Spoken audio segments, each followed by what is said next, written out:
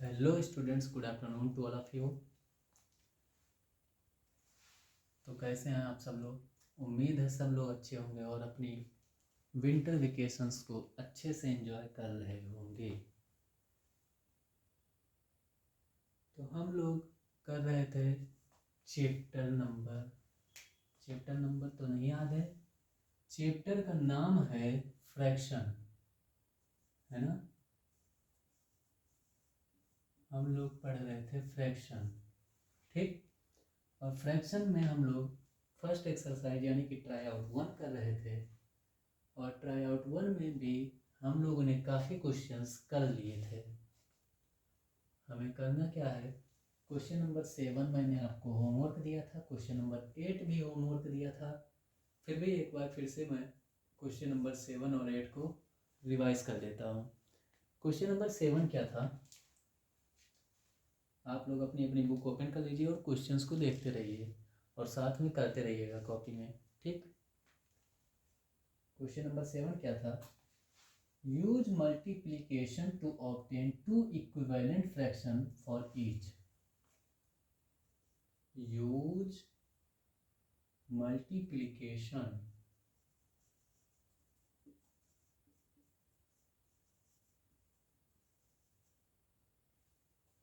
to obtain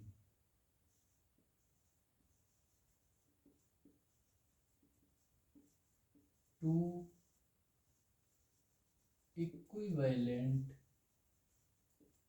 fraction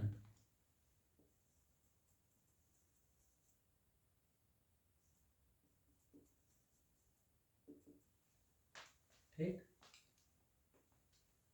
for each। इसमें question number A क्या था, ए नहीं डी बताऊंगा। Question number D 2/7। अब 2/7 लिखा हुआ है, ठीक। आपको क्या करना है, मल्टीप्लिकेशन का यूज करके, इसमें साफ साफ क्वेश्चन में क्या लिख दिया गया है, मल्टीप्लिकेशन का यूज करके आपको दो इक्विवेलेंट फ्रैक्शंस लिखने हैं 2/7 के। तो इक्विवेलेंट फ्रैक्शन लिखने से पहले आपको ये पता होना चाहिए कि इक्विवेलेंट फ्रैक्शन होता क्या है, ठीक। अब इक्विवेलेंट फ्रैक्शन क्या होता है, तो जैसे देखिए किसी भी फ्रैक्शन का इक्विवेलेंट फ्रैक्शन अगर आपको लिखना है तो आप क्या कर सकते हैं, उसके दो मेथड होते हैं। एक तो आप मल्टीप्लिकेशन से कर सकते हैं और दूसरा आप डिवीजन से। मान लीजिए हमने यहाँ पर क्या लिख दिया, 1/2 लिख दिया। अब मैं कह रहा हूँ, या मान लीजिए हमने यहाँ पे क्या लिख दिया, 3 कोई अच्छा नंबर लेता हूँ, मज़ा नहीं आ रहा इसमें ना, 6/9 लिख दिया हमने, ठीक। अब थोड़ा सही लग रहा है। मान लीजिए हमने यहाँ पे एक नंबर लिख दिया 6/9। अब मैं कह रहा हूँ कि इसके इक्विवेलेंट फ्रैक्शन लिखने हैं हमें। तो क्या होता है इक्विवेलेंट फ्रैक्शन, अगर हम इसके न्यूमरेटर और डिनोमिनेटर दोनों में सेम नंबर से मल्टीप्लाई करें, किससे, सेम नंबर से। अगर हम 2 से कर रहे हैं न्यूमरेटर में तो डिनोमिनेटर में भी 2 से ही मल्टीप्लाई करें। अगर हम न्यूमरेटर में 3 से मल्टीप्लाई कर रहे हैं तो डिनोमिनेटर में भी 3 से ही मल्टीप्लाई करें।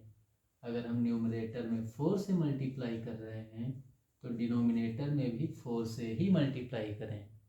और ऐसा करने से क्या होगा, जो हमें फ्रैक्शन मिलेगा, जैसे 6 से 4 को मल्टीप्लाई करेंगे तो 6 4 जा 24, 9 से 4 को करेंगे तो 9 4 जा 36।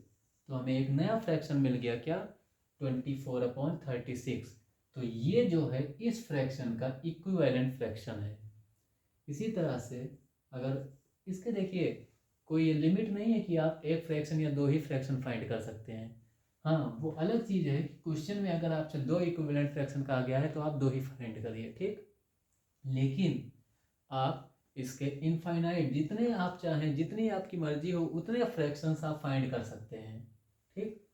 6/9। अब इसको मान लीजिए हमने 3 से न्यूमरेटर में और 3 से डिनोमिनेटर में भी क्या कर दिया, मल्टीप्लाई कर दिया, तो हमें एक और इक्विवेलेंट फ्रैक्शन मिल जाएगा, 6 3 जा 18, अपॉन में 9 3 जा 27। ठीक, इसी 6/9 को अगर हम 2 से न्यूमरेटर और डिनोमिनेटर दोनों में मल्टीप्लाई कर दें तो हमें एक और इक्विवेलेंट फ्रैक्शन मिलेगा। क्या? 6 2 जा 12 अपॉन 9 2 जा 18। ठीक, इसी तरह से 6/9 को हम 5 6 7 8 जिससे भी मर्जी आप मल्टीप्लाई करते जाइए, न्यूमरेटर और डिनोमिनेटर, बस दोनों को सेम से मल्टीप्लाई करना है और आपको नए नए इक्विवेलेंट फ्रैक्शंस जो हैं वो मिलते जाएंगे। ठीक, अब यही चीज आपको यहाँ पे कहा जा रहा है। मान लीजिए 2/7 का इक्विवेलेंट फ्रैक्शन आपको फाइंड करना है, और कितना फाइंड करना है? 2 इक्विवेलेंट फ्रैक्शन फाइंड करना है। कैसे करेंगे? और करना भी है मल्टीप्लीकेशन का यूज करके ही, और ये मल्टीप्लीकेशन का यूज करके ही तो हमने फाइंड किया है, सब में मल्टीप्लाई किया है, देखो। ठीक, तो यहाँ भी मल्टीप्लीकेशन का यूज करके आपको 2 इक्विवेलेंट फ्रैक्शन फाइंड करने हैं। तो आप सिंपल जैसे मल्टीपल आप फाइंड करते थे, बस बिल्कुल उसी तरह से आप पहले 2 से मल्टीप्लाई कर दीजिए न्यूमरेटर में भी और 2 से डिनोमिनेटर में भी। क्या हो गया? 2 2 जा 4, 7 2 जा 14। ठीक, एक इक्विवेलेंट फ्रैक्शन आपका ये हो गया। दूसरा 2/7 है, इसको आप न्यूमरेटर को भी 3 से मल्टीप्लाई कर दीजिए, डिनोमिनेटर को भी 3 से मल्टीप्लाई कर दीजिए। 2 3 जा 6 अपॉन 7 3 जा 21। बस हो गया 2 इक्विवेलेंट फ्रैक्शन, 4/14 एंड 6/21। इसी तरह से क्वेश्चन नंबर मान लीजिए सी है। सी क्या है?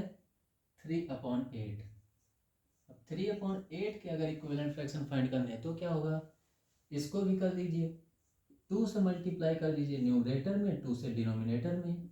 क्या हो जाएगा? 3 2 जा 6 अपॉन में 8 2 जा 16। दूसरा इक्विवेलेंट फ्रैक्शन 3/8 है, यही 3/8। इसी को आप न्यूमरेटर में 3 से कर रहे हैं तो डिनोमिनेटर में भी 3 से मल्टीप्लाई कर दीजिए। 3 3 जा 9 अपॉन 8 3 जा 24। बस हो गया काम खत्म। ठीक, तो ये है इक्विवेलेंट फ्रैक्शन फाइंड करने का तरीका, और वो भी मल्टीप्लिकेशन का यूज करके। उम्मीद है समझ में आ गया होगा। अगर अभी भी नहीं समझ में आया है तो कमेंट करके बताइएगा, मैं फिर से कोशिश करूंगा समझाने का।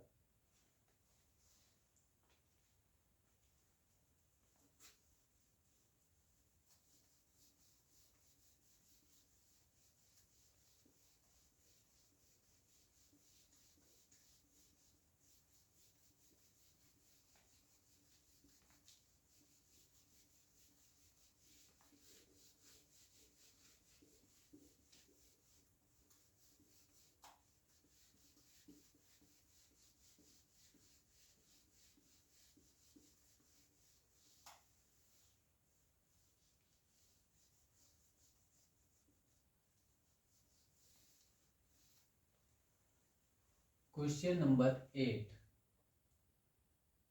देखिए, ट्राई आउट 1 का क्वेश्चन नंबर 8 क्या था?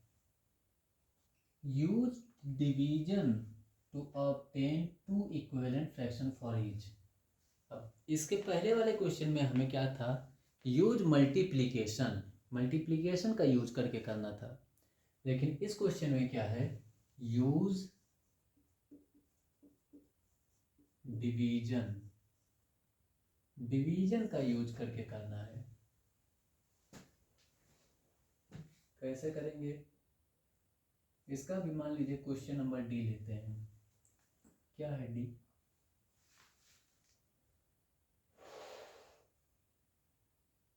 Eighty eight upon 100। कैसे करेंगे? चलिए फिर से समझते हैं एक बार फिर से। मान लीजिए एक फ्रैक्शन दिया गया है आपको। क्या दिया गया है?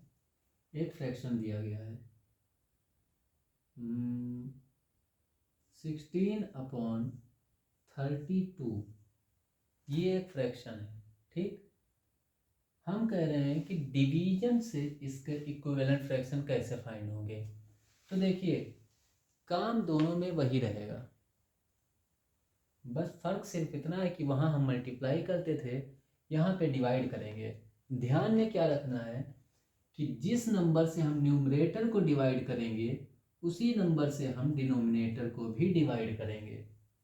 अगर हम यहाँ पे क्या कर रहे हैं, 2 से न्यूमरेटर को डिवाइड कर रहे हैं तो डिनोमिनेटर को भी हम 2 से ही डिवाइड करेंगे।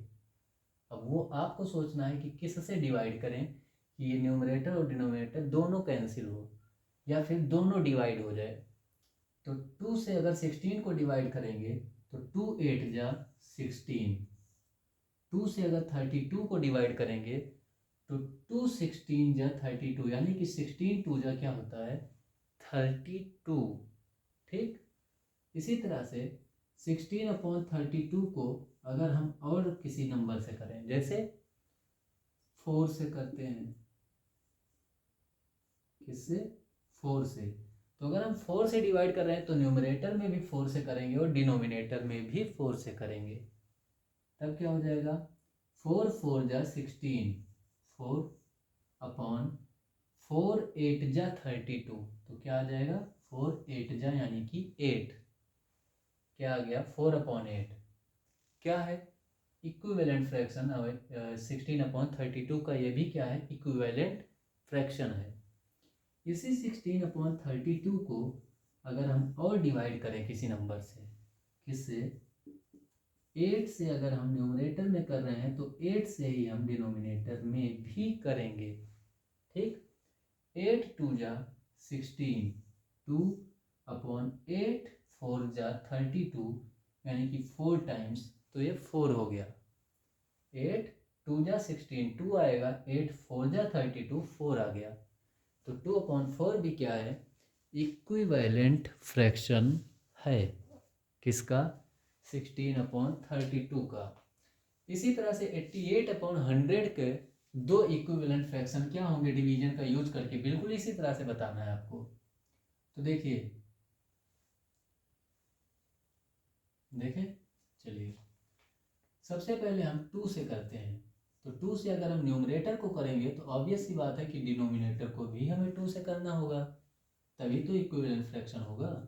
तो करते हैं, जब 88 को आप 2 से करेंगे डिवाइड तो क्या आएगा, अगर नहीं समझ में आता है तो आप इस तरह से 88 यहाँ साइड में लिखिए और ऐसे 2 से क्या करिए आप डिवाइड कर लीजिए। 2 4 जा 8, 8 - 8 कुछ नहीं, ये 8 आप यहाँ पे लिखेंगे, फिर से 2 4 जा 8। ठीक, क्या आया 44, ये 44 आप यहाँ पर लिख देंगे।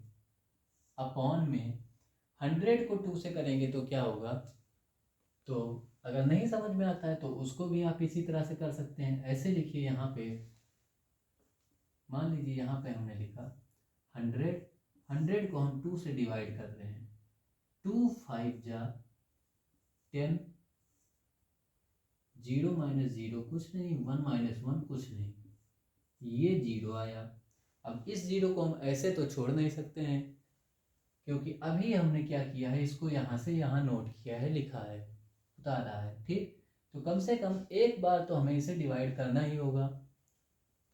तो 1 टाइम तो ये जाएगा नहीं, 2 1 जा 2, 2 जो है वो 0 से ज़्यादा हो जाएगा, तो कितने टाइम्स ले जाएंगे 0 टाइम्स, 2 0 जा 0, और ये कैंसिल, आंसर कितना आया 50।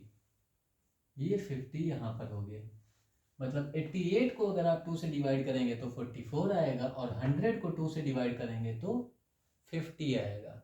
इसी तरह से ये तो एक इक्विवेलेंट फ्रैक्शन हो गया। अब दूसरा अगर फाइंड करना है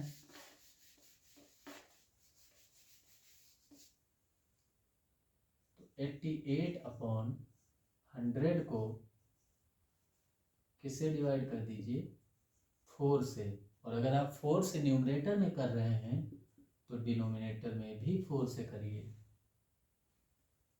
4 2 जा 8, 4 2 जा 8, जब आप इसको डिवाइड करेंगे तो आपको मिलेगा क्या 22,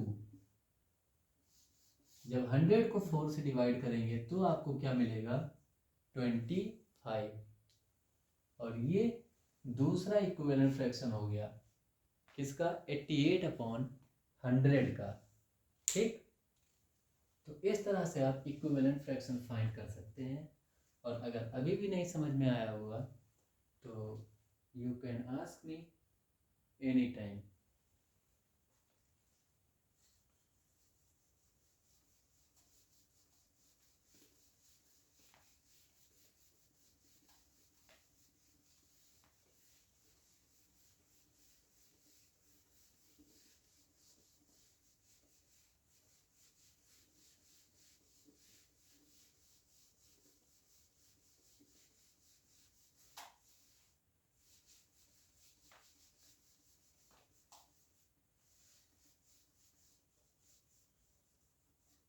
क्वेश्चन नंबर 9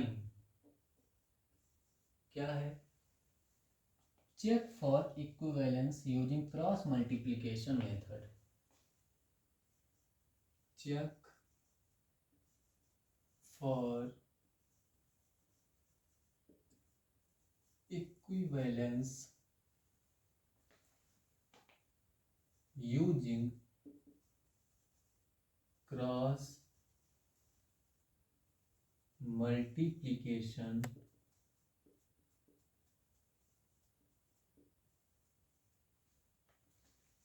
मेथड। ठीक, चेक करते हैं। A 3/4 and 7/9।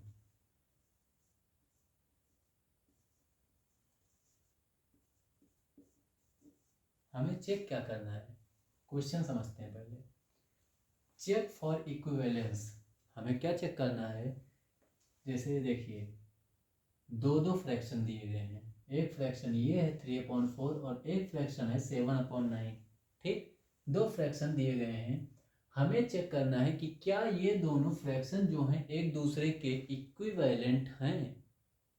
ये चेक करना है कि क्या ये फ्रैक्शन इसका इक्विवेलेंट है या फिर क्या ये फ्रैक्शन इसका इक्विवेलेंट है। और हम चेक कैसे करेंगे? क्रॉस मल्टीप्लिकेशन से। तो क्रॉस मल्टीप्लिकेशन से हमें कैसे पता चलेगा, आइए देखते हैं। हम क्या करेंगे, सबसे पहले ऐसे लिखेंगे 3/4 और इधर लिखेंगे 7/9।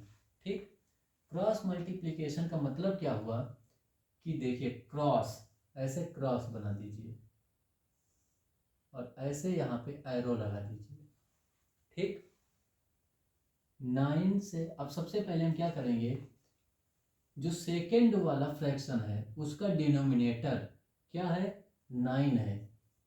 इस 9 से इस 3 को मल्टीप्लाई करिए। ठीक, और इस 4 से इस 7 को मल्टीप्लाई करिए। क्या आया 9 3 जा 27 और ये क्या आया 4 7 जा 28। अब दोनों क्या है, यहाँ 27 आ रहा है और यहाँ पर 28 आ रहा है, मतलब दोनों इक्वल नहीं आ रहे हैं, दोनों सेम नंबर नहीं, अलग अलग नंबर आ रहे हैं। इसका मतलब क्या है, not equivalent, these are not equivalent fractions. ये जो है ये इक्विवेलेंट फ्रैक्शंस नहीं है। अगर ये दोनों नंबर सेम आते, क्रॉस मल्टीप्लाई करने पे, इसको इससे मल्टीप्लाई करने पे और इसको इससे मल्टीप्लाई करने पे दोनों में अगर सेम नंबर आते तब ये क्या होता, इक्विवेलेंट होता। लेकिन ये सेम नंबर नहीं आया, यहाँ पे 27 है और यहाँ पर 28 है, इसलिए ये इक्विवेलेंट नहीं है। बात समझ में आई? चलिए एक और देखते हैं, शायद समझ में आ जाए। क्वेश्चन नंबर बी, क्या लिखा हुआ है 5/6 एंड 20/24।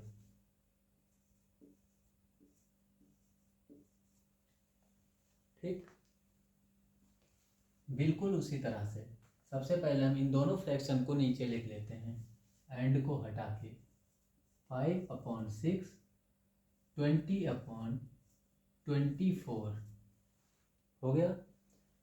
अब हम क्या करेंगे, फिर से वही क्रॉस एरो, ठीक। अब सेकेंड फ्रैक्शन के डिनोमिनेटर से फर्स्ट फ्रैक्शन के न्यूमरेटर को मल्टीप्लाई करेंगे, 24 मल्टीप्लाइड बाई 5, और सेकेंड फ्रैक्शन के न्यूमरेटर को फर्स्ट फ्रैक्शन के डिनोमिनेटर से मल्टीप्लाई करेंगे, तो 20 मल्टीप्लाइड बाई 6। अब 24 को अगर आप 5 से मल्टीप्लाई करेंगे तो आपको क्या मिलेगा, 120, करके देख लीजिएगा, 120 मिलेगा, ठीक। 5 4 जा 20, 0, 2 कैरी, 5 2 जा 10 प्लस 2 12, क्या आया 120। 20 को अगर आप 6 से मल्टीप्लाई करेंगे तो भी क्या आपको मिलेगा 120। ये दोनों इक्वल नहीं थे, नॉट इक्वल। नॉट इक्वल का साइन कैसे लगेगा, ऐसे इक्वल लगाइए, उसके बाद ऐसे क्रॉस कर दीजिए, तो ये नॉट इक्वल हो गया, ठीक। लेकिन ये दोनों क्या हैं, इक्वल हैं, सेम है दोनों, यहाँ भी 120 है, यहाँ भी 120 है, तो फिर क्या लिखेंगे, these are equivalent fractions। ये फ्रैक्शंस इक्विवेलेंट हैं, ठीक। और इसमें 2 क्वेश्चन और बचे हुए हैं, सी और डी, तो इनको आप ट्राई करेंगे कि ये इक्विवेलेंट हैं या फिर नहीं है, ठीक। ये आपका होमवर्क है, क्वेश्चन नंबर सी और डी। और बाकी के सारे इस एक्सरसाइज, देखिए ये एक्सरसाइज यहाँ पे ख़त्म हो जाता है। इस एक्सरसाइज को अच्छे से with neat and clean hand writing आप फेयर कॉपी में करेंगे, और उसके बाद कल ट्राई आउट 2 करेंगे हम लोग, ठीक। तो आज का ये सेशन, आज की ये क्लास यहीं पे ख़त्म होती है। मिलते हैं अगले क्लास में कल अगले एक्सरसाइज के साथ। तब तक के लिए bye bye, tata, thank you.